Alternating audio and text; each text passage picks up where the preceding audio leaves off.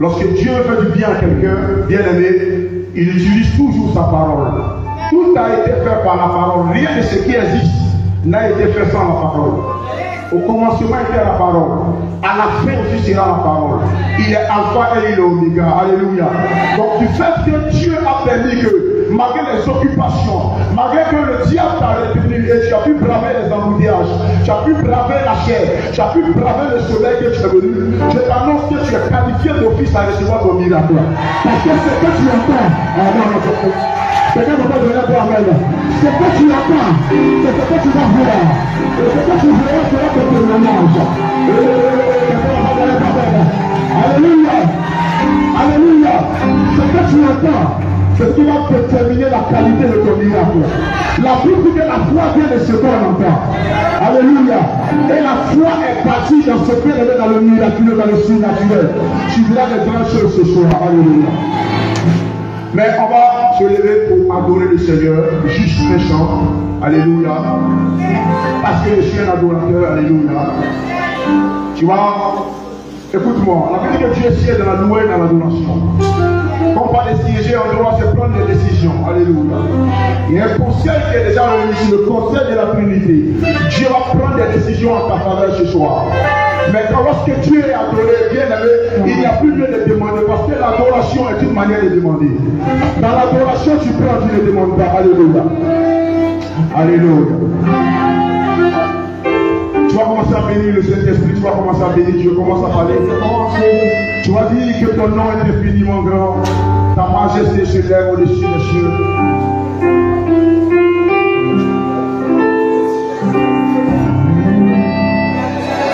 Que ton nom est infiniment grand, ta majesté, ta majesté s'élève au-dessus des cieux. Ton nom est infiniment.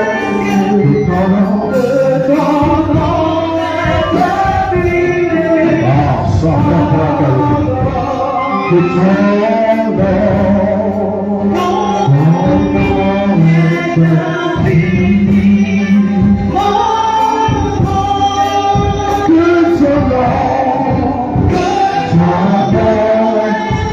Est-ce que tu me laisses chanter ce chant?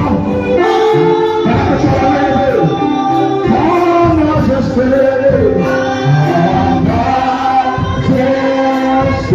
se lève au-dessus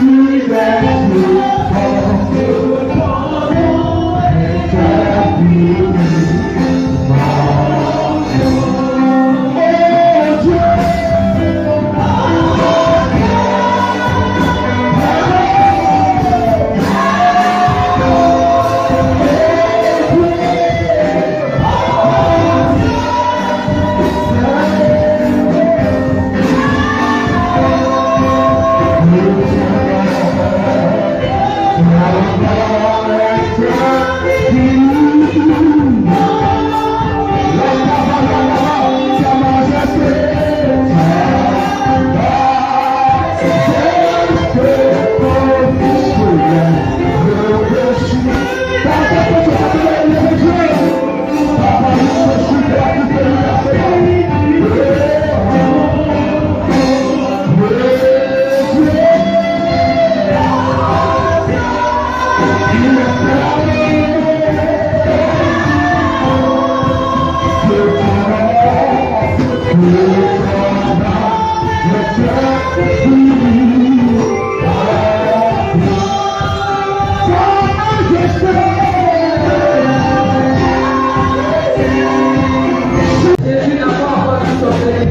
Alléluia.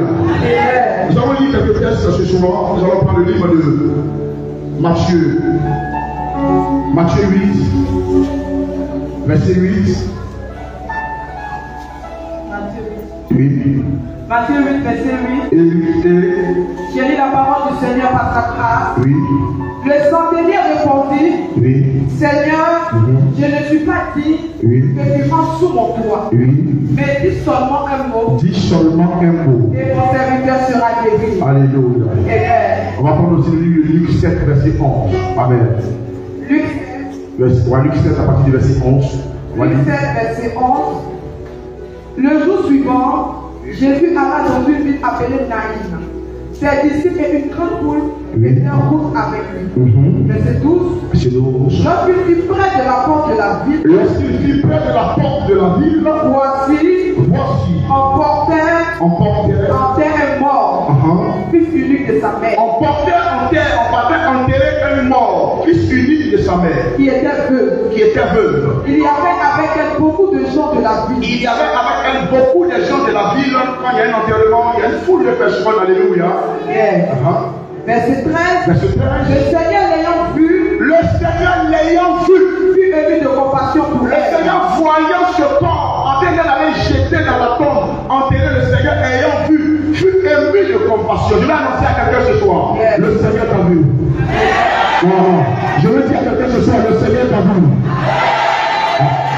Le Seigneur t'a vu. Il a dit à Nathanaël, avant que tu ne sois sous le piquet, je t'avais déjà vu. Le Seigneur t'a dit, il a les yeux du Christ, alléluia. Les yeux de l'Éternel t'a vu toute la paix, alléluia. Peu importe où tu es, le Seigneur t'a vu, alléluia. Continue, oui. Verset 13, verset 14 plutôt. Voilà. Il s'approcha et toucha le cercueil. Jésus s'approcha et toucha le cercueil. Ceux qui le portaient s'arrêtaient. Ceux qui portaient le cercueil s'arrêtaient. Il dit, jeune homme, oui, jeune homme, je te le dis, lève-toi. Et le mort s'assit. Et se mit à parler. Jésus le rendit à sa mère. Tous furent saisis de crainte. Et glorifiaient Dieu. Disant, un grand prophète apparu parmi nous. Et Dieu a visité son peuple. Dieu te visitera ce soir. Les paradis te marcheront ce soir. Les sourds entendront ce soir. Peu importe ton problème, bien aimé, Jésus m'a élevé. La Bible dit que lorsque vous élèverez le Fils de Dieu, le Fils de l'homme, le Fils de Dieu, vous serez qui il est, alléluia. Les nations viendront. Lorsque Jésus est élevé quelque part, bien aimé, tout ce qui était élevé commence à s'abaisser, commence à s'écrouler.